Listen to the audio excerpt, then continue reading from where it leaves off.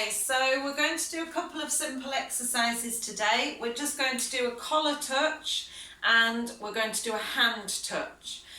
So these are both quite useful when training your recall, but they are also handy just in general day-to-day life, husbandry, maintenance, everything else. So the first one is the collar touch. We also have the cats showboating in the video at the moment, just ignore them. Jasper's going to be doing the work. So a simple collar touch is basically getting our dog used to us handling and touching their collar. So the reason this is useful is quite often when you start introducing recall, your dog learns that they return to you, they get a treat, and then if they're really, really quick, they get to snatch the treat and disappear off again. Whereas if we teach this collar touch, they get the treat and they get the collar touch at the same time. They get used to that. The collar touch is a good thing because they get the treat at the same time as it, and they're then under our control. They can't steal the treat and dash off again because we've got that collar touch in place. We can also make it a positive so that they start asking for that collar touch because they get yummy treats for it. So then they're wanting that collar touch, they're enjoying that collar touch, and that collar touch then becomes that added measure of control, added measure of recall. So all we're going to do is a small handful of treats. So I've got 1, 2, 3, 4, 5. Jasper comes here, we give him a treat and we just touch his collar. So he's quite fluffy, I'm not sure if you can see, but all I've done there is loop my thumb under his collar, hold on lightly, gently, and then once he's eaten the treat, I just let go again. So same thing, we just touch the collar, give him the treat disappears, collar disappears. As they get good at this, we'll just do the 5 with the simple touches. So we're just doing that collar touch, just that. Oh boy, and then he's coming into me for that one as well. So that's nice and simple, that's the basics of this. If they are a little bit unsure about that collar touch, do a few more of these repetitions. So just treating and touching, treating and touching, treating and touching, so we're making that positive association. Jasper's quite used to being handled, to his collar being touched, so he's not too worried about that. He just likes the treats. So this time we're going to add a bit of progression to that. We're going to play about with the collar a little bit. So he still gets his treat, we just move the collar, we spin it as though we were looking for the D-ring, we release, we let him go. He's now looking for the treats, so he's coming into me. Great, I can get that collar touch in there, that's a good thing. Okay, treat, get that collar touch, get it in there, no worries, completely relaxed with that. All he's worried about is the yummy treats, that bit of collar touch, and just one more, that collar touch. So then that just follows into, we would add it into a recall, use that collar touch as we recall them, release them again. So, not much space for a recall. Here, we just do the collar touch so he comes in. Okay, okay. He doesn't want to go because he knows there's treats now. Here, do that collar touch, let him have the treats. Okay. And let him go again. Here, collar touch, and then if we needed to clip his lead on, or if we needed to pop it on his harness, then we could pop it on easy. No dramas, nice and simple. Okay, so that's your first one, that's your collar touch. Really basic, really easy to get them used to that collar being handled. And as I say, it's just a safety feature initially, so that when they come for that treat, you have that measure of control. You can attach the lead if you need to, practice a bit of lead work, let them go off explore again, or just do that touch and let them go straight away. Mix that up so it's not predictable, so it's variable. Okay, so the next one we're going to do is a hand touch. So this is a really useful tool as a recall, because if you call touch from a distance, they come flying in to do that touch of your hand. Then you've got them here, you can then add in that collar touch, you can add in the clip-on of the lead if you need to, or you can let them go again. It's also quite a fun trick to do because you can progress it to things around the home. So we'd start with a hand touch, we could then make it a post-it note or a Pringles lid, we could stick it to doors, so he starts to close the doors, we can stick it to light switches, we can stick it to the fridge, so we can open and close the fridge, etc, etc, etc. In this instance, we're training it as part of our recall tools. So all we're going to do to start with, take one treat. You can either place it between your index finger and your middle finger, so it's in your hand there, or if you're more comfortable, between your thumb and your index finger, just so it's there. It's just so it's in your hand, so that when you pop it down, yes, and release. So we use that marker word when he does the action we want him to do.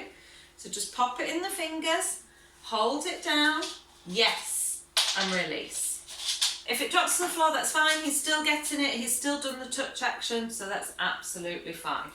So we'll do that a few repetitions again, just starting with those basics, starting with that low to the action. Yes, good boy. Get it? Yes, good boy. And we can do it with the other hand as well, so it's not just generalised to one hand. We can work both hands. Yes, good boy. Good boy. Yes. Yes. Good. So he's now getting the idea that that hand there generates a treat. So we'll do it with the empty hand. That's our progression. Empty hand, yes. Reward from the other hand. Yes. Reward from the other hand. Now here, I'll do it side on just so you can see. Yes. Reward from the other hand. Jasper is naturally touching with his nose. He naturally touches with his nose. Because we're using a food lure, that is quite common. If you do want them to touch with their paw rather than with their nose, that is absolutely fine. Or if they naturally touch with their paw rather than their nose, again, that is absolutely fine. It is just an action to get them close to us. When we're working a bit of lead work and using this touch, the nose tends to be easier because if they're trying to paw your hand as they're walking, they generally fall over. So nose tends to work better, but paw is fine.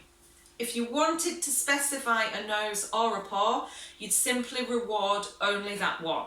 So if he touches with his nose, I like that, I want that, I reward the nose touch. If he touched with a paw and I wanted a nose touch, I just wouldn't reward the paw touch, I would reward the nose touches instead, and vice versa. So we'll do a couple more empty hand. Again, using both hands, just so he gets used to touching both hands. Again, if you want to specify a particular hand, if you want them on a certain side of you or in a certain position, then you can absolutely do that. Again, just capture those ones that you want and help him into the position you want rather than the other one. If you're happy with any touch, keep mixing them up so he gets used to both. Yes, good boy. Yes, good boy. Yes, good boy. So you can see I'm already starting to add a bit more complexity. I'm moving my hands slightly. Oh, you don't know what to go for now, do you? I'm lowering and heightening them. Obviously, if you have smaller dogs, if the dog was Rory's size, I'd want my hand down here to start with. So it was, yes, good boy, Raras. So it was easy for him to touch. Yes, good boy, Rory. So you can train your cat as well, it doesn't have to be your dog. We can do both. So the next progression is to start moving it around slightly. So that is adding in our distractions. The cat is also a nice distraction. So we move it, yes. Yes. So he's having to find it, yes. Yes, good boy. At this stage, we can also add in the command. So I tend to use touch because it makes sense to me and it's nice and simple. You could use hand, you could use nose, you could use tap. anything like that want to use. Some people like to use a fist action instead, so it's like a fist bump. Whatever you want is absolutely fine. Just make sure you're training that specific to the dog and rewarding those particular actions. So we're going to start introducing the word. Touch, good. Touch, yes. Touch. So you see I'm saying the word as he does it at the moment, so that he learns to associate the word with the action itself. If you make it slightly more complicated and your dog is not quite ready for that, you may need to go back to the treat in the hand just for a few reps, just to help them along a bit. Jasper has obviously done this before, so he is quite used to the touch command, so he's just getting it a bit quicker. If you do start moving it and they're not quite getting it, go back to a few more stationary ones or pop that treat back in just so it makes it a bit easier for them. Touch, yes. Touch, yes. Touch, yes. Touch, yes. Great. So he's got that pretty well now. So we're going to leave the treats over there. We're going to have completely empty hands, make it a little bit harder. Touch, yes. Good boy. So he just has to wait that microsecond longer for the reward. The yes word says it is coming, just doesn't mean he necessarily gets it straight away. Touch. Yes. Good boy. Touch. Yes. Good boy. We can ask them to jump for them if you wish. They are jumping on the touch command, so it shouldn't reinforce a jump up. But if you do have a dog that has issues with jumping up, you're trying to prevent, you're trying to redirect, then don't do any high ones. Keep them down low at their height, feet on the floor. If they've got their jumping under control, then we can ask them to jump to touch on cue. That's absolutely fine. But if you are working on the jumping up and redirecting it as a separate training exercise, don't do any high ones. Keep them down low. Right, we're doing it without a treat, aren't we? So the next progression is a bit of distance. So obviously we're in a fairly small space here, so we won't get a massive amount of distance, but go over there, let your dog get a bit of distance. Sit. Good boy. Touch. Yes, good boy. So there you see how it naturally works into a recall. Touch. He's running to me to do his touch. Over there. Go on. Go over there. Touch. Yes. Good boy. Where are you? So you see, if I leave him there.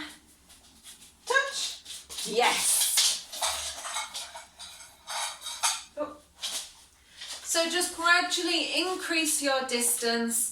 Practice this in different locations as we would all our normal progressions. At the moment, obviously, we are slightly restricted as to how far we can go and to how many people we can see, but this is a really easy one to practice in the house and the garden, and on your one walk a day, you can absolutely practice this. If you're in a safe area with a little bit of space, get them to practice the touch, either on a longer line if you want that safety, and just start to work that recall, or if you are happy and confident to do so, pop them off their lead and work on that touch as well. It's just that other tool for your recall tricks.